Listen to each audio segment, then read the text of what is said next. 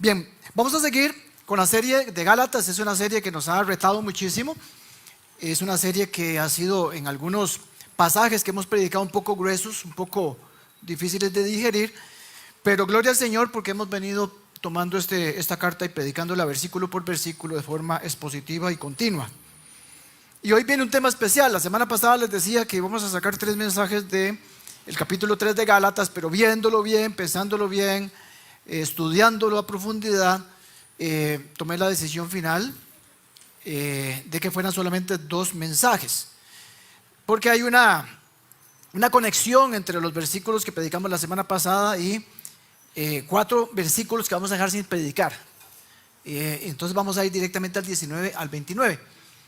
La semana pasada nos extendimos un poquito más del tiempo precisamente por eso, porque quisimos hacer una sola predicación. Entonces, si alguien quiere las notas de esos 4 versículos que no voy a predicar, con muchísimo gusto yo se las paso. Vea, el día de hoy vamos a responder una pregunta que yo creo que muchos de nosotros nos hemos hecho, y en nuestro caminar cristiano a lo mejor no todavía, pero en algún momento nos la vamos a hacer. Nos vamos a hacer la pregunta: ¿para qué sirve la ley? ¿Para qué sirve el Antiguo Testamento? ¿Aplica el Antiguo Testamento para ahora? ¿La ley de Moisés aplica para ahora? ¿Quedó caducada cuando vino el Señor? ¿Qué pasa si en la ley de Moisés dice que yo no me pongo un tatuaje, pero ahora aplica eso para no ponerme un tatuaje? Ese montón de preguntas es lo que más viene a la mente nuestra cuando hablamos de la ley. Si está vigente o no está vigente el día de hoy. Y todo hace pensar, por lo que vemos en el pasaje de Gálatas, de los versículos que vamos a leer hoy, que esa es precisamente la pregunta que aquellos cristianos en Galacia se estaban haciendo, por lo menos le estaban transmitiendo a Pablo, y si no se lo estaban transmitiendo, Pablo se estaba imaginando que ellos tenían esa pregunta en su cabeza, porque ellos se pueden preguntar, o se podían estar preguntando, como nosotros nos podemos estar preguntando, que si la ley no servía ni siquiera para salvar a nadie, ni siquiera en el Antiguo Testamento, como lo vimos en la predicación de la semana pasada, entonces ¿para qué estaba? ¿De qué sirve? ¿Cuál era el propósito de la ley? ¿Para qué entonces nos fue dada? Y la mayoría de nosotros estará de acuerdo que en esa ley, esos 613 reglamentos o mandatos de la ley de Moisés, aquellas leyes que eran con relación a los alimentos, a las ceremonias que se hacían, son cosas que definitivamente quedaron atrás, porque todas esas cosas apuntaban a Cristo. Y si ya Cristo llegó y ya vino y ya estamos en la era de la gracia, pues evidentemente eso que apuntaba a Cristo, ya no tenemos en nosotros buscar qué significa, porque ya sabemos qué significa que vendría el Mesías. Y entonces ya no tenemos que buscar más en ciertas reglas. Pero si nosotros vemos lo que está en la Biblia, que tiene que ser considerado, porque la misma palabra del Señor dice que todo es útil, tenemos que empezar a cuestionarnos entonces la ley de Moisés, cómo es útil para nuestros días. Porque sería un error, mi hermano y mi hermana, sería un error pensar que la ley fue abolida con la llegada de Jesucristo. Y le digo que es un error porque la misma iglesia en el primer siglo, lo que llaman la iglesia primitiva, los inicios de la iglesia, se había considerado que esa forma de pensar con respecto a la ley que fue abolida, que ya no sirve, era considerada inclusive como una herejía. Entonces, ¿qué vamos a ver hoy? Vamos a ver la ley de Moisés, que se puede extraer en la parte moral, o sea, todas las reglas morales que estaban incluidas en la ley de Moisés, que reflejan el carácter de Dios, que es un reflejo del carácter de Dios, que para hacerlo más sencillo, para comprenderlo, están resumidos en los 10 mandamientos, que al final de cuentas son más reglas, pero si podemos hacer un resumen, están en los 10 mandamientos. Permanece activa para nosotros hoy, definitivamente. Y activa y está prescrita para nosotros, se aplica para nosotros. Hay mandamientos para nosotros, hay cosas que obedecer ahí, que si bien es cierto y estamos totalmente claros, no nos salva. La ley no puede salvar a ninguna persona, ni en el Antiguo Testamento ni ahora. pero sí es útil y esa es la respuesta que voy a intentar a la luz de la palabra y a la luz de este pasaje respondernos el día de hoy. Así que vamos a, habiendo hecho esa introducción, esperamos que nos sirva para lo que viene. Vamos a leer, igual vamos a leer 2 o 3 partes y vamos a estar del 19 al 29 y vamos con los primeros versículos. Gálatas 3, capítulo 3, versículos 19 al 22. Aparece en la pantalla, en las pantallas. Dice la palabra del Señor: entonces, ¿para qué se nos entregó la ley? Fue añadida a la promesa para mostrarle a la gente sus pecados, pero la intención era que la ley durara solo hasta la llegada del Hijo prometido. Por medio de ángeles, Dios entregó su ley a Moisés, quien hizo de mediador entre Dios y el pueblo. Ahora bien, un mediador es de ayuda si 2 o más partes tienen que llegar a un acuerdo. Pero Dios, quien es uno solo, no usó ningún mediador cuando le dio la promesa a Abraham. ¿Hay algún conflicto entonces entre la ley y la promesa? De ninguna manera. Si la ley pudiera darnos vida nueva, nosotros podríamos hacernos justos ante Dios por la obediencia. Pero las Escrituras declaran que todos somos prisioneros del pecado. Así que recibimos la promesa de libertad que Dios hizo únicamente por creer en Jesucristo. Señor, nos ponemos en tu presencia, bendecimos tu nombre. Te damos gracias, Señor, por la posibilidad que tenemos de congregarnos, de estudiar tu palabra, de abrir esta hermosa palabra y poder descubrir lo que tienes para tu iglesia amada. Te pido en el nombre de Jesús que tú nos ayudes a cada uno de nosotros a poder clarificar todo esto que estamos viendo, leyendo. Ayúdanos, Espíritu Santo de Dios, a abrirnos los ojos espirituales para poder entender esta palabra y poderla aplicar a nuestra vida. De parte mía, Señor, te pido en el nombre de Jesús, vísteme de blanco nuevamente. Ayúdame, Señor, porque me atrevo a predicar tu santa palabra. Ayúdame a ser claro, ayúdame a poder explicar correctamente y no tener una interpretación incorrecta, Señor, te lo pido en el nombre de Jesús. Amén, amén, amén. He dividido el sermón en 3 aspectos. Número 1, vamos a ver 2 preguntas que hace Pablo para responder la pregunta central: ¿para qué sirve la ley? 2 ilustraciones que nos ayudan a entender la aplicación de la ley. Y un punto final que va en función a la aplicación, que vamos a ver al final, y vamos a ver por lo menos 6 o 7 aplicaciones finales. Y voy a dar algunas explicaciones conforme voy explicando el texto, un texto bastante interesante de entender. Y esto responde a la intención de la serie. Nuestra iglesia tiene como eslogan: vamos a luchar juntos por la fe del Evangelio. Bueno, si vamos a luchar juntos por la fe del Evangelio, lo tenemos que conocer. Y el Evangelio incluye lo que está relacionado con la ley de Moisés. Bien, vamos con 2 preguntas que vemos ahí. Número 1, ¿para qué se nos entregó la ley? Es una pregunta que aparece directamente en el versículo 19. Pablo dice: entonces, ¿para qué se entregó la ley? Si hablábamos de que todo lo que era posible en Cristo Jesús por medio de su sacrificio en la cruz del Calvario, que hablábamos la semana pasada, y que decíamos que la ley no tenía nada que ver con la salvación, sino al contrario, que somos salvos por medio del sacrificio de Cristo, no por hacer obediencia, y vimos bastante de la obediencia. Pero viene una pregunta: entonces, ¿para qué se nos fue dada la ley? Y Pablo responde a esa pregunta porque precisamente lo pone, y eso es donde digo yo que posiblemente le transmitieron esa pregunta: entonces, ¿la ley para qué? Y él dice: fue añadida a la promesa, ley y promesa, para mostrarle a la gente sus pecados. Entonces podemos entender que el objetivo de la ley es mostrarnos a nosotros, de todas las generaciones y las que vienen y las que van a creer, mostrarnos nuestros pecados, los pecados. Entonces vemos en el primer punto que la ley, o la respuesta a la pregunta que se nos puso ahí en el bosquejo: la ley fue dada para mostrarnos nuestros pecados. Pablo ya lo había transmitido, o bueno, lo transmitiría después, porque la carta de los Romanos fue escrita después. Pablo dice en Romanos 4:15, dice: donde no hay ley, tampoco hay transgresión, tampoco hay pecado. Vamos a poner un ejemplo de lo que está significando esto. Vamos a ver, si a mí me dicen, como ahora Helen puso algunas reglas que tenemos acá, pero si a mí no me dice nadie que yo bajándome de aquí, esto es prohibido, Es una regla que puso la iglesia acá de que no lo hagamos. Pero si yo no lo sé, si yo hago esto y me bajo de la tarima, me subo de la tarima, eso para mí no va a ser ningún tipo de falla a ningún reglamento, a ninguna condición, a nada.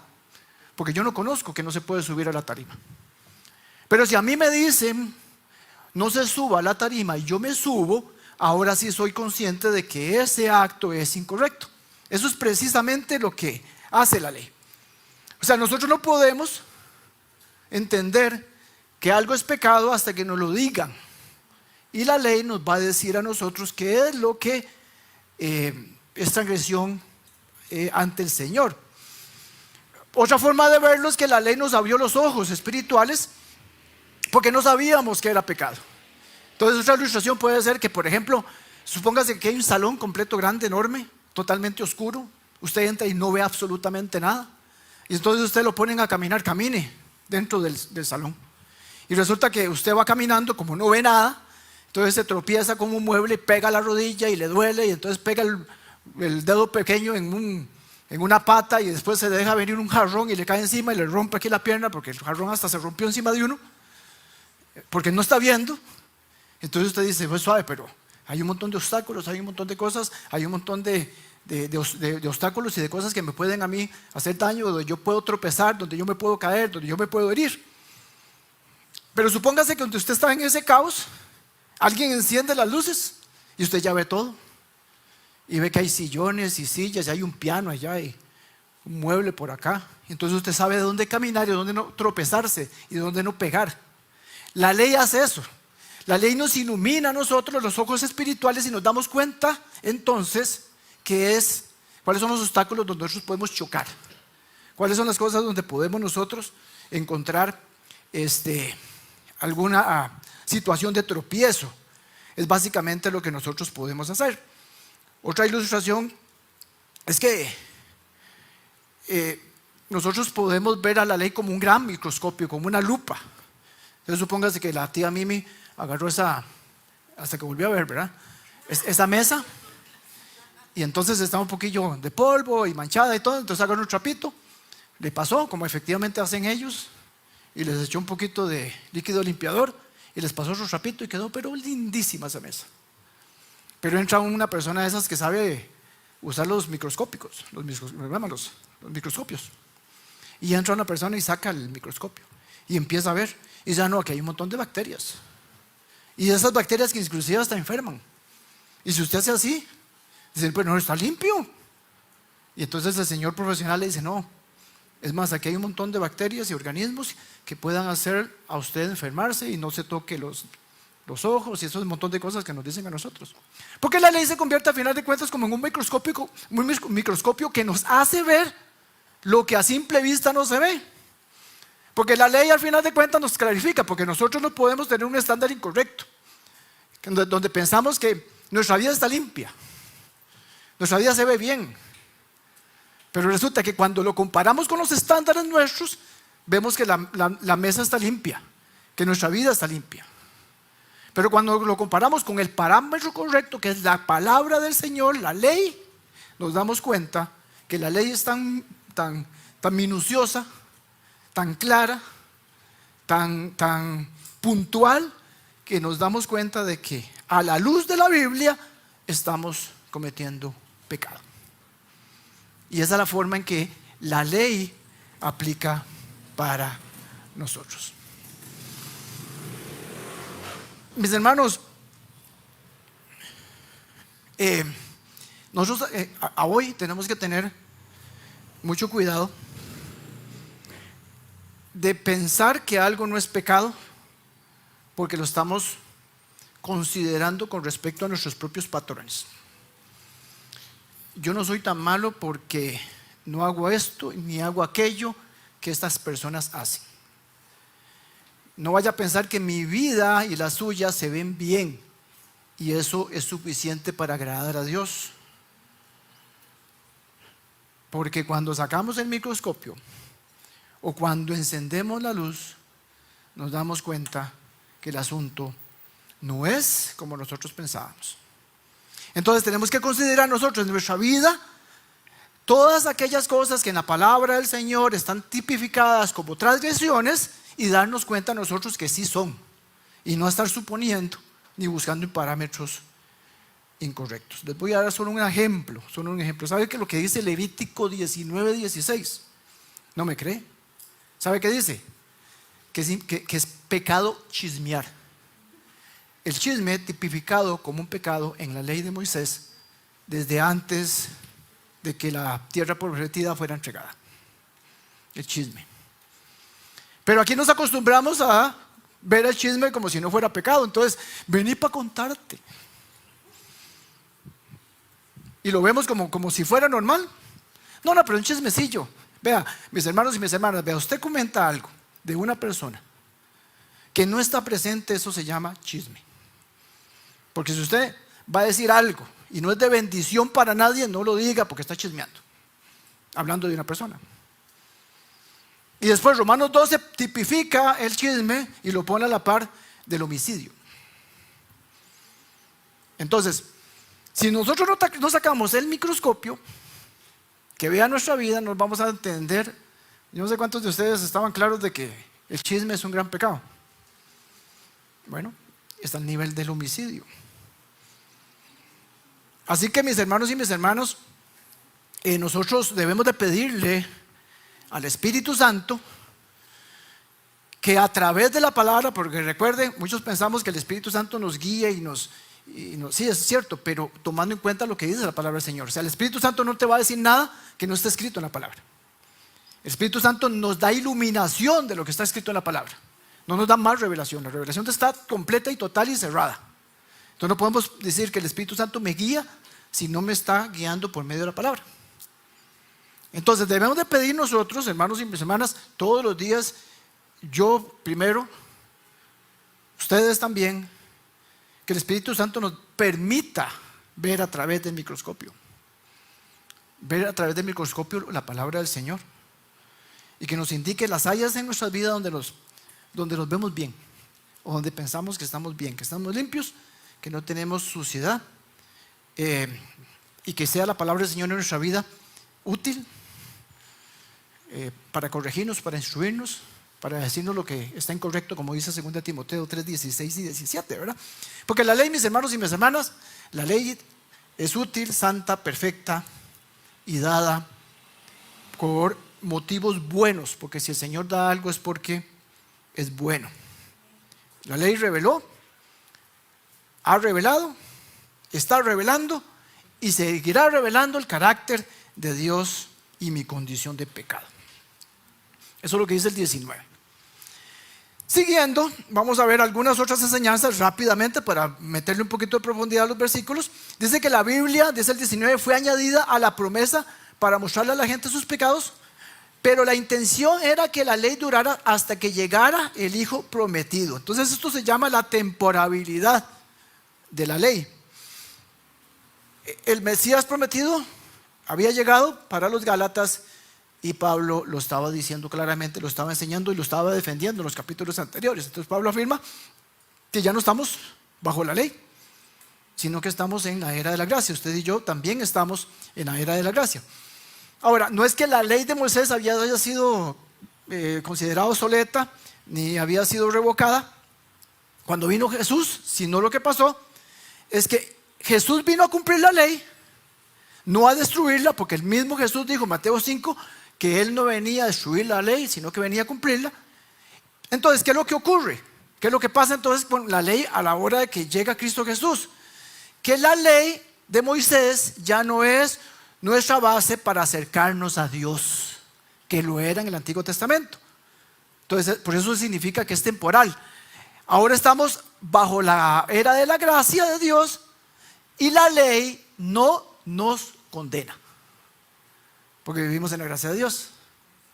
Entonces, dos cosas: no sirve para acercarnos a Dios, porque nosotros no tenemos mediador, si no podemos acercarnos confiadamente al trono de la gracia, y tampoco nos sirve para condenarnos, porque Cristo Jesús vino a liberarnos de esa condenación. Lo vimos la semana pasada también, a todos los que nos acercamos con arrepentimiento y fe. El 19 y el 20 dice algo más, que es otra enseñanza que no quisiera dejar de lado. Ya vimos la temporalidad de la ley y ahora estamos viendo que hay un mediador, dice la palabra del Señor. El versículo dice que nosotros tenemos un mediador. Dice que, este está en el anterior, en el 20, no lo puse. Bueno, el 20 dice que nosotros recibimos un mediador. Vamos a buscarlo para leerlo porque como no lo incluí, dice, fue dada por medio de los ángeles. Dios entregó su ley a Moisés, quien hizo de mediador entre Dios y el pueblo. 20. Ahora bien, un mediador es de ayuda si dos o más partes tienen que llegar a un acuerdo. Pero Dios, quien es uno solo, no usó ningún mediador cuando dio la promesa a Abraham. Entonces, ¿qué significa esto? Significa que nosotros recibimos la ley, o el ser humano, o el pueblo de Dios recibe la ley. Entonces, como la ley es un pacto, que lo vimos también semanas atrás, es un acuerdo entre dos partes, porque el Señor le dijo al pueblo de Israel: vea, yo quiero ser su Dios, y ustedes tienen que aceptar y cumplir lo que yo les estoy mandando. Entonces, Moisés, por así decirlo, se puso como mediador entre el pueblo y Dios.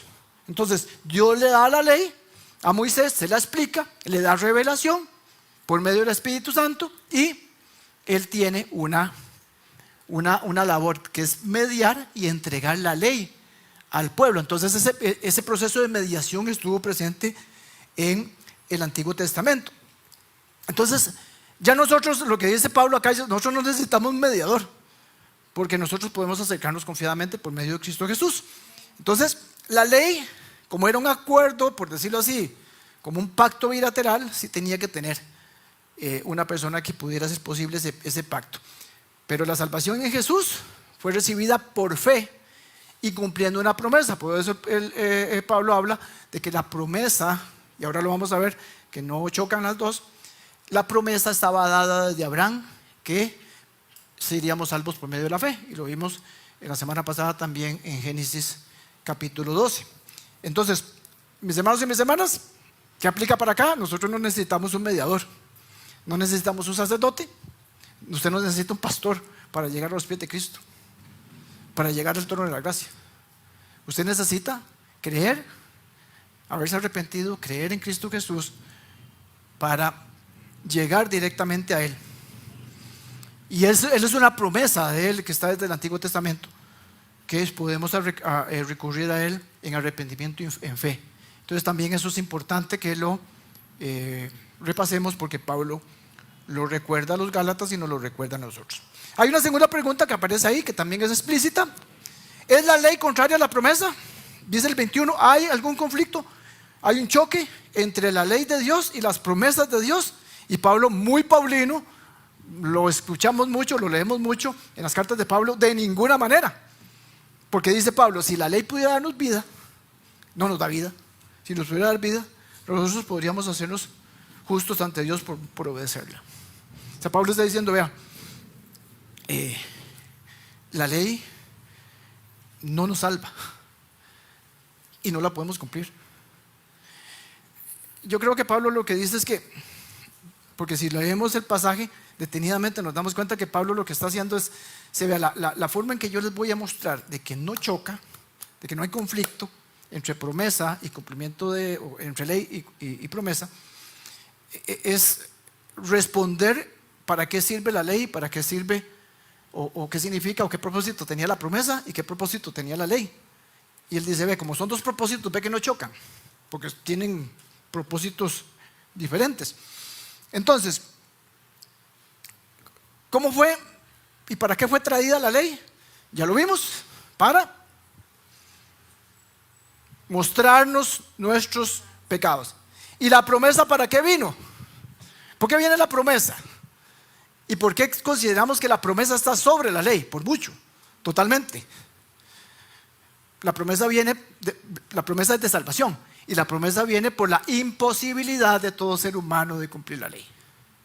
Entonces la ley nos marca la cancha, y la promesa viene a decir: ya está marcada la cancha, te das cuenta que no puedes cumplir la ley, te das cuenta que sos un pecador, te das cuenta que no te puedes acercar a la santidad que yo tengo como Dios, te das cuenta, necesitas un Salvador, y te lo estoy prometiendo de antemano. Eso es lo que dice la palabra del Señor. Verso 22 dice: pero las Escrituras declaran que todos somos prisioneros del pecado. Así que recibimos la promesa de libertad. Recibimos la promesa de libertad que Dios hizo únicamente por creer en Jesucristo. Pablo dice que la ley, la Escritura, declara que todos somos prisioneros del pecado. Porque usted y yo somos prisioneros del pecado. Pero recibimos una promesa de libertad.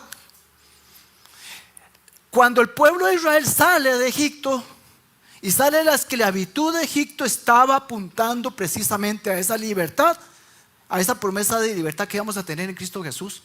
Porque la esclavitud en Egipto representa la esclavitud que tenemos todos nosotros del pecado. Entonces por eso es que Cristo es nuestro libertador, porque nos liberó de esa cárcel. Dios nos hizo libres. Dios cumplió la promesa de liberarnos. Mis hermanos, tal vez como para una aplicación también intermedia, vea, tenemos que ser nosotros conscientes que el pecado nos tenía presos. Antes de que nosotros conociéramos a Cristo, el pecado nos tenía presos. Estábamos en una cárcel llamada pecado. Y el pecado nos retenía, tenía la capacidad de mantenernos prisioneros, de no dejarnos ir. Pero los que hemos creído en Cristo Jesús, los que hemos entregado nuestra vida a Cristo, somos hijos de la promesa. Y la promesa dice que tenemos libertad en Cristo Jesús. Y no somos presos del pecado y nos convertimos en hijos de la promesa, hijos de Abraham. Y solo lo que necesitamos es creer para salir de esa cárcel del pecado y disfrutar de nuestra libertad en Cristo Jesús. Entonces la promesa de libertad que Dios nos da es por creer en Cristo Jesús. Esa es la diferencia entonces entre promesa y ley. Bien, dos ilustraciones siguen a continuación, dos ilustraciones. Entonces Pablo nos ayuda a explicar por medio de ilustraciones y las vamos a ver ahora. Vamos a leer los versículos 23 al 26. Van a aparecer en la pantalla si es que no se me fue. Sí que he dicho. 23. Antes de que se nos abriera el camino de la fe en Cristo, estábamos vigilados. Vean que Pablo empieza a personalizar. Hace rato personalizó la ley, ahora está personalizándola de nuevo. Antes de que se nos abriera el camino de la fe, estábamos ¿cómo? Vigilados por la ley. Entonces la ley nos vigila. Qué interesante, la ley nos vigila. Nos mantuvo en custodia protectora. Entonces la ley nos mantenía en custodia protectora, por así decirlo, hasta que fuera revelado el camino de la fe. Nos mantenía en custodia protectora. Estábamos vigilados por la ley hasta que fuera revelado el camino de la fe de Cristo Jesús. Entonces quiere decir que ya no es custodia, ya no es para los que creemos en Cristo Jesús. Dicho de otra manera, la ley fue nuestra tutora. Ahora resulta que la ley estábamos vigilados por la ley, era nuestra vigilia, no sé cómo se dice eso, nuestra custodia, y era también nuestra tutora, hasta que vino Cristo. Nos protegió, la ley nos protege, qué interesante, hasta que se nos declaráramos justos ante Dios por medio de la fe. Y ahora que ha llegado el camino de la fe, ya no necesitamos la ley, ya no necesitamos que la ley sea nuestra tutora, pues todos ustedes son hijos de Dios por la fe de Cristo Jesús. Entonces, ¿qué vemos acá? Dos ilustraciones: la ley como prisionera, o la ley como custodia, la ley como ese que nos vigila, como ¿cómo llaman estas personas que están en las cárceles vigilando a los reos? Custodio, como un custodio. Y la ley como una tutora o un tutor. Verso 23, estamos vigilados por la ley. Y la ley nos mantuvo en custodia. Pablo dice que la ley nos vigilaba. De hecho, Nueva Versión Internacional dice que la ley nos tenía presos. Es decir, la ley vigilaba lo que nosotros estábamos haciendo, lo que teníamos que hacer y lo que no teníamos que hacer, lo que podíamos hacer y lo que no podíamos hacer. Y cuando hacíamos algo que no se podía hacer, nos lo hacía ver, nos señalaba y nos corregía. Entonces la ley nos custodiaba, nos vigilaba, porque por lo mismo el ejemplo que les puse del microscopio, porque es muy detallista la ley, muy meticulosa. Cualquier falta, por pequeña que fuera, era señalada y había consecuencias. Ahora, se puede preguntar, ¿cómo la ley nos puede proteger? Porque ahí dice que la ley es protectora. Nos mantuvo en custodia protectora. O sea, no era un custodio normal, sino era un custodio protector. Entonces, ¿por qué? Bueno, la ley refleja el carácter de Cristo o el carácter de Dios. Y entonces Dios nos protege, mostrándonos su amor. Vuelvo a la ilustración del salón oscuro. Dios muestra su amor cuando enciende la luz por medio de la ley y nos hace ver todos los obstáculos, todos los muebles, todos los jarrones que nos pueden caer encima, y nos libra de tropezarnos, nos libra de cometer pecado que nos pueda causar un daño, heridas, llantos, dolor, consecuencias.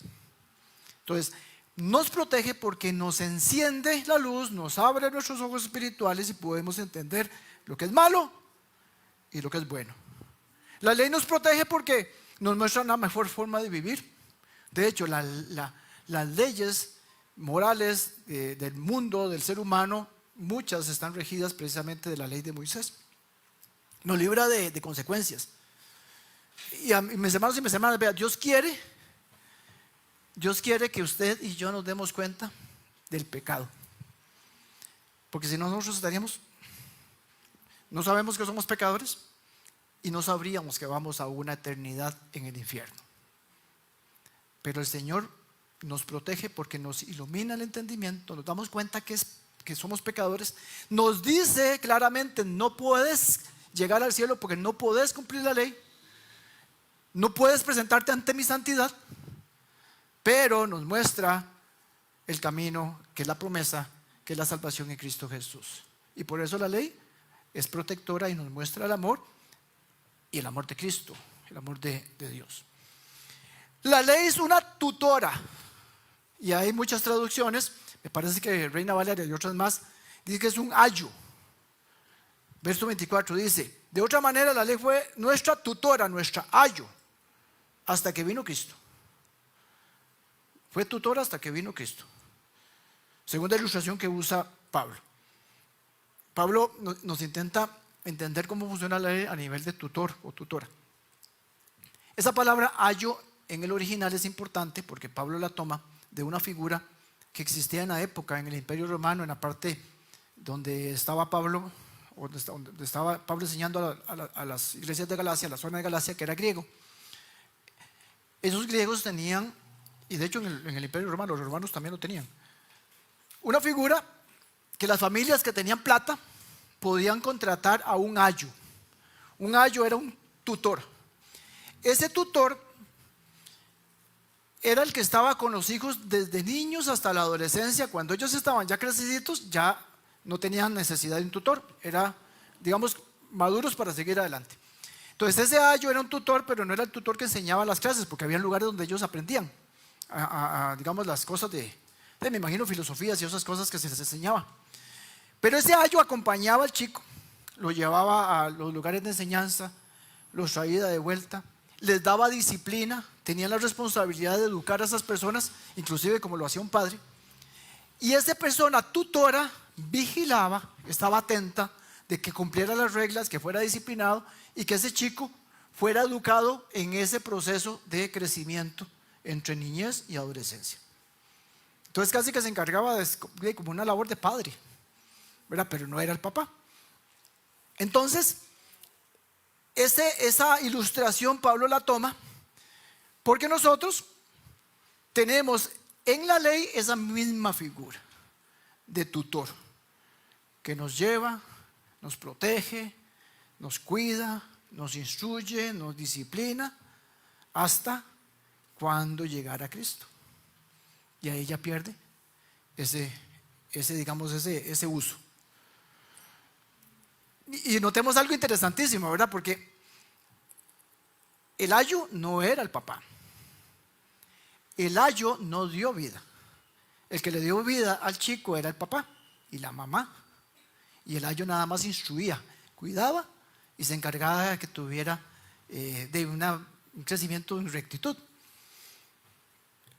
La ley no le dio vida al pueblo de Israel, ni nos da vida a nosotros, pueblo de Dios, porque no es nuestro papá. El que nos dio vida fue Dios, pero nos puso un ayo, un tutor, para llevarnos encaminaditos y mostrarnos a Cristo. Y nos soltó, porque ya lo conocemos.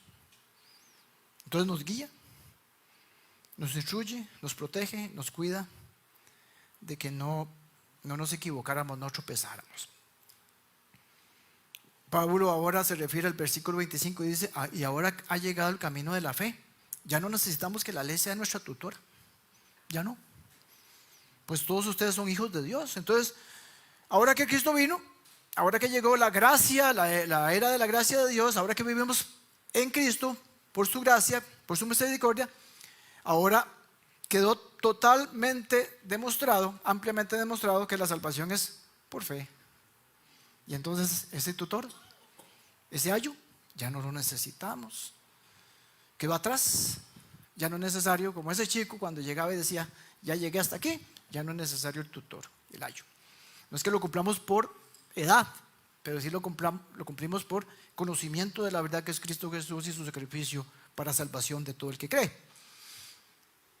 Así que entonces la ley es como una prisión o como un vigilante, un custodio, y la ley como un ayo, como un tutor. Ahora, una verdad que encontramos, y es la tercera parte de mi mensaje el día de hoy, es nuestra identidad en Cristo Jesús por la fe.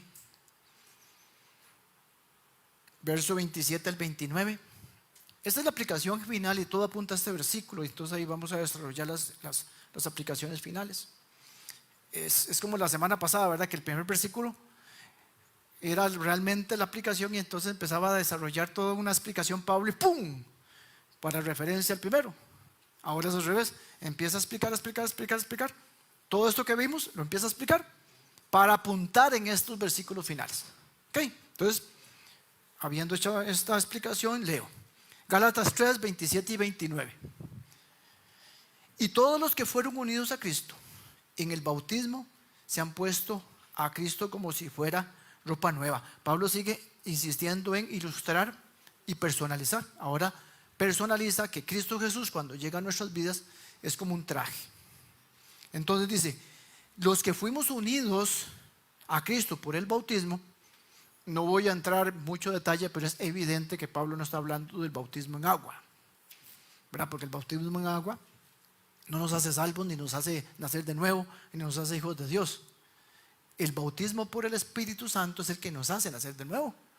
Y el bautismo de agua es una confirmación, una muestra pública de que fuimos o recibimos a Cristo Jesús y somos salvos. Entonces Pablo se está refiriendo al bautismo espiritual, al que el Espíritu Santo hace que nosotros nazcamos de nuevo. Entonces, cuando nosotros recibimos a Cristo, lo que está diciendo Pablo, cuando nosotros somos nacidos de nuevo, cuando nosotros somos hijos de Dios, cuando nosotros entregamos nuestra vida a Cristo, quedamos unidos con Cristo y nos ponemos a Cristo. Y guardes esa imagen porque la vamos a ver a detalle. Usted y yo, cuando recibimos a Cristo como Dios y Salvador de nuestras vidas, nos lo pusimos a Él. Y es como un vestido. Ok, entonces lo vamos a ver ahora a detalle. Entonces, a partir de ese traje que nos ponemos, que es Cristo Jesús mismo, Pablo dice: esos que se pusieron el traje, esos que están en Cristo, esos que están unidos a Cristo por medio del bautismo espiritual, tienen que entender que ya no hay judío ni gentil, ya no hay clases sociales, ya no hay diferencias, ya no hay un solo pueblo de Dios, somos uno solo. Ya no hay esclavo ni hay libre, no hay estratos. No hay que uno es estudiado, el otro no, que uno tiene este estatus, el otro no, que uno nació así, otro no, nada. Ni siquiera hombre y mujer, que no está diciendo que no tengamos roles diferentes los hombres y las mujeres, porque no después me dice Alvarito y Katherine que todo lo que digo en el curso matrimonial ya no funciona. No, es que no es que tenemos roles diferentes, sino que ya no importa si es mujer o es hombre. Recuerde el contexto cultural de la época, de lo que significaba ser una mujer en la época. Por eso es que lo aclaro. Porque ustedes, importante, son uno en Cristo. Y por eso les digo así como para que se despierte. Sebastián hasta pegó un brinco. En Cristo. En Cristo. Y en la última serie de grupos pequeños hablamos bastante de lo que significaba vivir en Cristo y estar en Cristo, porque es una palabra muy importante. Y el 29 dice: y ahora que pertenecen a Cristo son verdaderos hijos de Abraham. Y viene la misma secuencia de lo que veníamos estudiando antes, que es hijos de Abraham, que son hijos de Dios por la promesa que es la salvación por fe. Y lo vimos la semana pasada. Son herederos de la promesa de Abraham. Y que les pertenece la promesa de Abraham, que les pertenece a ustedes. Entonces ya hablamos que es un bautismo no de agua, sino del Espíritu, que nos hace nacer de nuevo. Entonces Pablo está diciendo a todos aquellos que en Galacia habían nacido de nuevo y a nosotros en esta época, que nosotros nos hemos puesto a Cristo, que nosotros hemos sido revestidos, que nos ponemos a Cristo como si fuera un traje. ¿Qué significa esto? Que si nosotros nos hemos puesto a Cristo, nos pusimos su santidad. El milagro de la salvación por gracia, el milagro del sacrificio de Cristo en la cruz, el milagro del plan de salvación del Señor, es que usted es revestido, yo soy revestido de Cristo.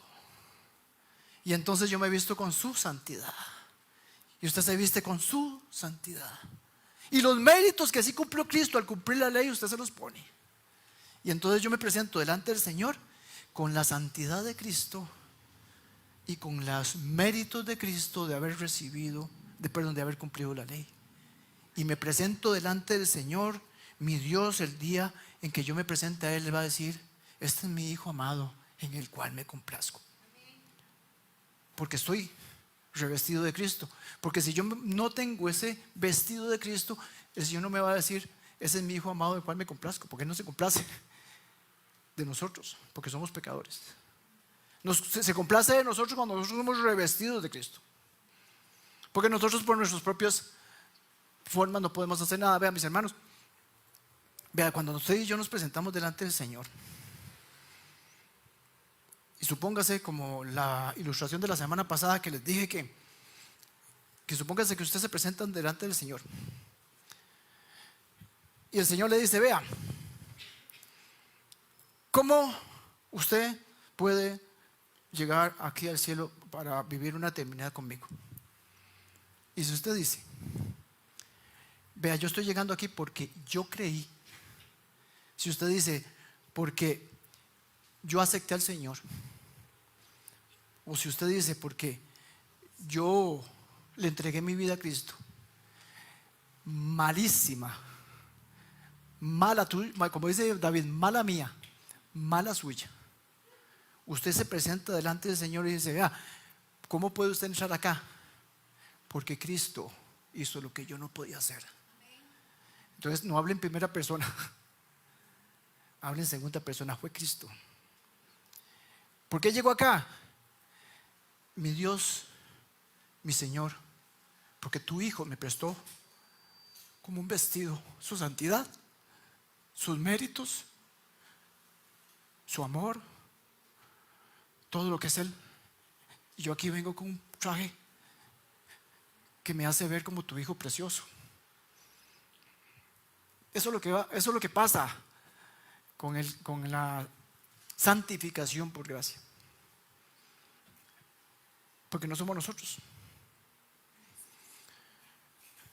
El concepto teológico que estaba explicado en este pasaje es el que vimos en la serie. Intentamos meterle a la serie bastante sobre eso, porque al final de cuentas yo lo llamo estar en Cristo. Es una de las doctrinas más preciosas que usted puede encontrarse en la palabra del Señor, porque el estar en Cristo implica que todo lo que es Cristo se puede cargar en nuestra cuenta. Es ese vestido que nos ponemos, todo lo que Él es. en alguna manera, nosotros seremos, ¿verdad? No seremos dioses, no seremos, pero somos hijos de Dios, disfrutaremos de su herencia. Estaremos en una condición de santidad, porque nosotros recibimos todos esos méritos y esa santidad. Entonces, cuando nosotros nos ponemos ese vestido, así como Cristo cumplió, usted y yo cumplimos a cabalidad toda la ley. Y literalmente hablando, Jesús de hecho enseñó eso. Jesús enseñó eso en Juan 15. Porque el Señor dice, vea, yo soy la vid, dijo el Señor. Yo soy el tronco y ustedes las ramas. ¿A dónde están las ramas? En el tronco. ¿A dónde están los pámpanos? En la vid. Es el mismo concepto. Nosotros estamos en Cristo. Y los que no están en Cristo, son aquellos que no están pegados. Son esas ramas que no están pegadas al tronco. Entonces, como no están en Cristo, esa rama se desprende del tronco. ¿Y qué pasa con una rama que está desprendida del tronco del árbol? ¿Qué pasa? Nosotros se pudre. Y los que no están en Cristo se pudren.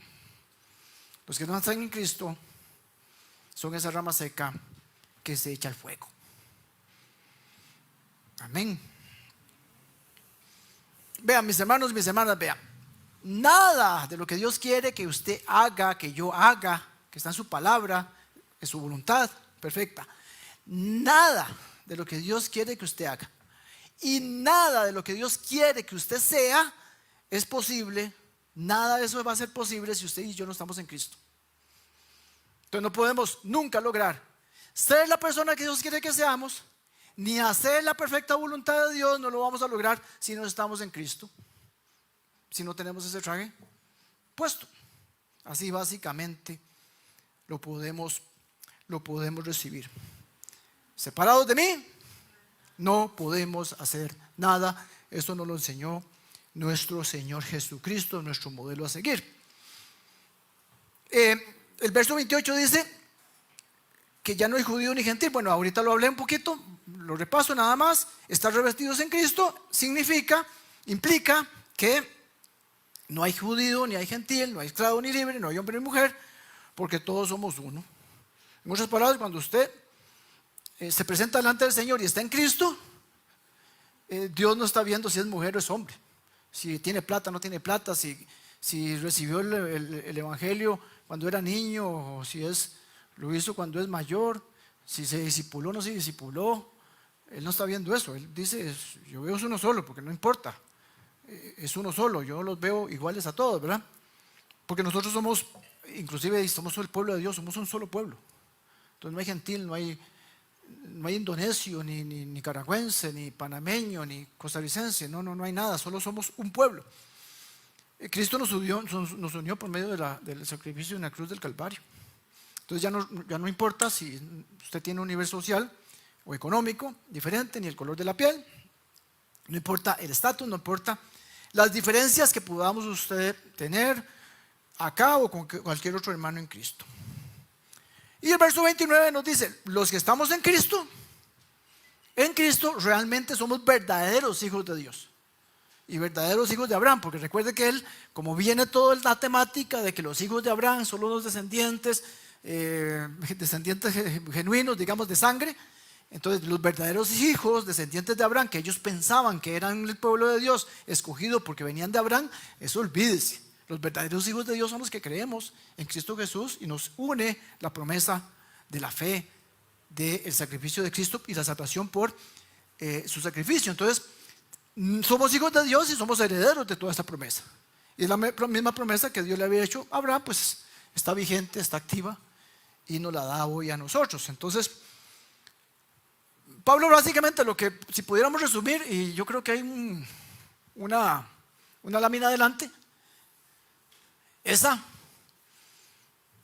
lo que nos dice Pablo en resumidas cuentas en ese pasaje es: vea, mis amigos de Gálatas, vea, mis amigos mis hermanos de Juntos, comunidad cristiana, vean, aquí la cuestión no es si estás bajo la ley o no estás bajo la ley. Aquí la cuestión no es si sos judío, nicaragüense o costarricense.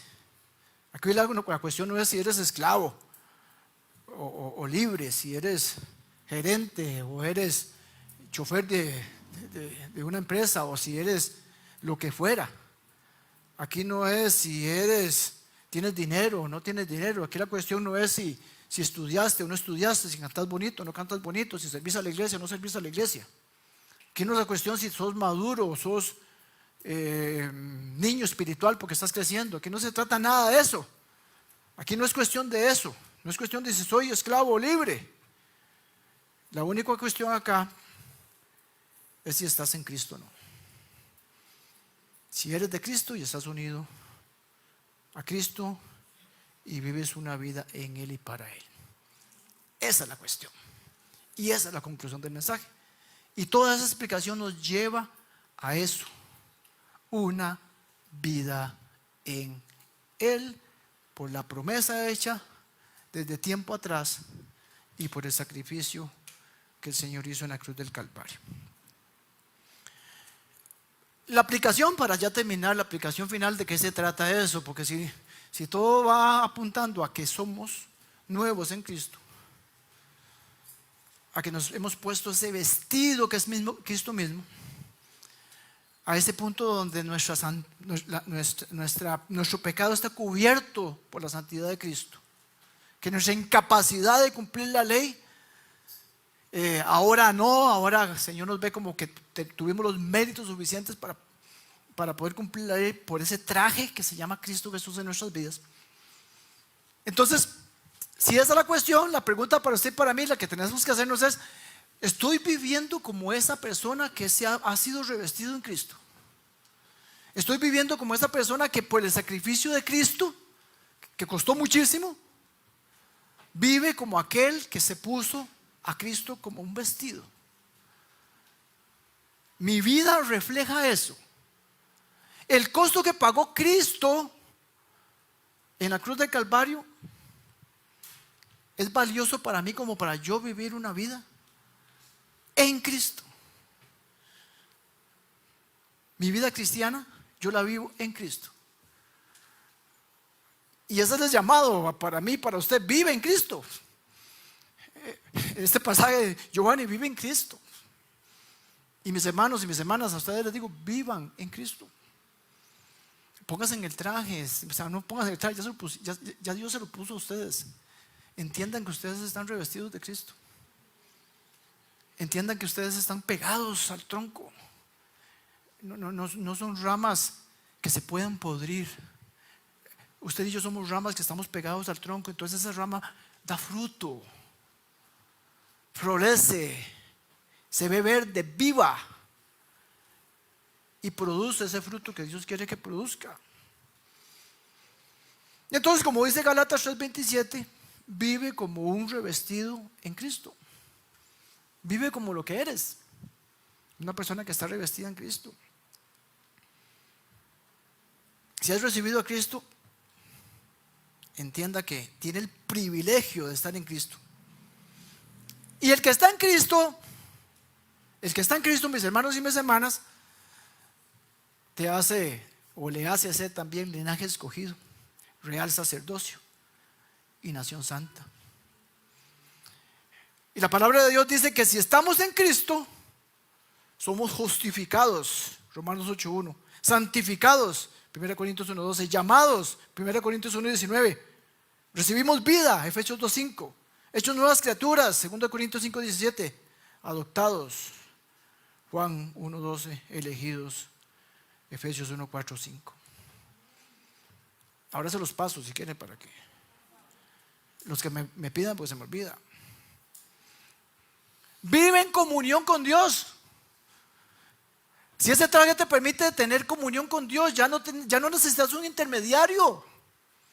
El pueblo de Israel antes de la promesa tenía necesariamente que tener un intermediario, un mediador entre Dios y ellos. Y primero fue Moisés, y después todo ese montón de sacerdotes que fueron una y otra vez, una vez por año, a presentarse delante de Dios para ser mediador entre Dios y el pueblo y hacer sacrificios, esos sacrificios que eran parciales, que apenas cubrían el pecado, que se hacían una y otra vez, una y otra vez. Y ese sacerdote hacía ese sacrificio por los pecados del pueblo y por sus propios pecados, porque era incapaz, como todos nosotros, de cumplir la ley, pero hay uno que fue capaz de cumplirla. Y es un real sacerdote único que cumplió la ley. Y que su sacrificio ya no es como aquel que una y otra vez lo hacía año tras año. Es un sacrificio que fue total y completamente perfecto, suficiente para que usted y yo nos acercáramos a Cristo Jesús. Y entonces nosotros debemos de vivir como Cristo. Porque si nosotros nos ponemos el traje de Cristo, tenemos la santidad de Cristo, tenemos los mismos privilegios de Cristo. Y la palabra del Señor dice que Cristo se ha sentado a la derecha del Padre. Entonces nosotros no vamos a estar de la derecha a la derecha del Padre, pues estamos a estar en presencia de Dios. Efesios 2:6 dice que Dios nos sentó con Él en los lugares celestiales. Qué interesante que Pablo en Efesios 2:6 no diga nos sentará, Dios nos sentó. Eso quiere decir que usted ya está en presencia del Señor. Usted puede comunicarse con Dios por el sacrificio de Cristo, por su vestido, que es Cristo mismo, no por lo que hace usted. Helen habla mucho de eso, le dice a la gente, porque la gente nos pone, nos pone mensajes para que oremos por ellos, y está bien, o sea, la Biblia nos llama a que intercedamos. Pero la gente nos dice, vea, ustedes que están tan cerca de Dios, porque usted podría orar por mí, usted puede estar tan cerca como yo, porque no se trata de mí, ni porque soy pastor. Se trata de lo que hizo Cristo. Y si yo me puedo acercar a Dios para pedirle por ustedes, porque tengo el traje de Cristo, no por lo que yo haga, ni lo que soy, ni lo que estudié, ni nada. Vive agradecido, eres un heredero con Cristo. Romanos 8:17. La muerte y la resurrección de Cristo nos puso en la misma posición privilegiada de Jesucristo, y casi con las mismas bendiciones y beneficios, ¿verdad?, que Cristo goza, ¿verdad? Cristo heredó, nosotros heredamos. Cristo disfruta la presencia del Señor, nosotros lo disfrutamos. Cristo es hijo, nosotros también, porque estamos unidos a Él y vivimos en Él. Vive y permite ser guiado por el Espíritu Santo. Vea, el sacrificio de Cristo hizo posible que el Espíritu Santo habitara en usted. En el Antiguo Testamento eso no sucedía. En el Antiguo Testamento lo que sucedía es que era Dios con el pueblo. Y en extremas y especiales condiciones, la Biblia dice que en el Antiguo Testamento el Espíritu Santo habitaba por etapas, por pequeños momentos. Entonces la Biblia dice que el Espíritu Santo de Dios vino a Gedeón y pudo hacer un montón de cosas. Pero eso no era una bendición permanente. Usted tiene la bendición permanente de que el Espíritu Santo habita en usted. Y ese beneficio, esa bendición no lo va a perder nunca. El Espíritu Santo habita en usted. Entonces permita ser guiado por el Espíritu Santo. Gálatas 5 vamos a ver mucho de eso. Cómo somos guiados por el Espíritu Santo. Recuerde ese privilegio. Si está revestido por Cristo, sepa que el Espíritu Santo lo va a guiar. Viva en unidad con otros hermanos, porque primero Colosenses 1:18 dice que Cristo es la cabeza y nosotros somos el cuerpo. Y entonces Cristo nos permite ser parte de la iglesia, que es su cuerpo. Y entonces eso nos llama a que nosotros, si nosotros estamos revestidos en Cristo, tenemos que tener la unidad que el Señor pide que nosotros tengamos con la iglesia, con su cuerpo, con su novia, con la que pagó con sangre para que tuviera salvación. Entonces usted y yo tenemos que apreciar que tenemos una iglesia, que pertenecemos al pueblo de Dios, y tenemos que buscar esa unidad perfecta. Y muchas veces nosotros no nos recordamos eso, que dentro del cuerpo de Cristo tenemos que buscar, anhelar, disfrutar de la unidad que el Señor nos dice que tenemos por medio de la iglesia. Porque Cristo es cabeza y nosotros somos su cuerpo. Pedro dice que Cristo es la piedra angular y que nosotros somos esas piedras vivas, que formamos un templo espiritual. Entonces eres piedra viva, perteneces a un templo que es la iglesia, donde la presencia de Dios se manifiesta y está. Tú no puedes pensar que eres una piedra, un ladrillo allá por separado. Tú tienes que vivir como lo que eres. Vive siendo sal y siendo luz. Porque el Señor dijo, vea, yo soy la luz del mundo. Y ahí el Señor nos dice que ahora nosotros, como estamos en Cristo, también somos la luz. Vea qué belleza del Señor. Él es la luz del mundo y ahora Él se va, nos deja el Espíritu Santo y nos dice a nosotros los que le pertenecemos, los he revestido. Se han puesto un traje que se llama Cristo Jesús y ahora ustedes iluminan. Pero no se tienen que ocultar. Se tienen que poner como una ciudad en una montaña que es visible. No se tiene que meter debajo de una gaveta, debajo de un cajón, porque son lámparas que tienen que iluminar a todos. Deben ser sal. Esta sal que preserva, que evita la podredumbre de este mundo. Porque si usted está en mí, dice el Señor, eres luz y eres sal. Y eso es extraordinario. Y eso es parte de la gran comisión, porque nosotros podemos ser la luz del mundo. Vive siendo una persona que persevera en tu caminar cristiano.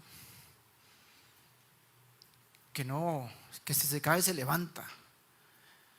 Que persevera en seguir buscando los pasos de nuestro Maestro sin darse por vencido, sin desviarse.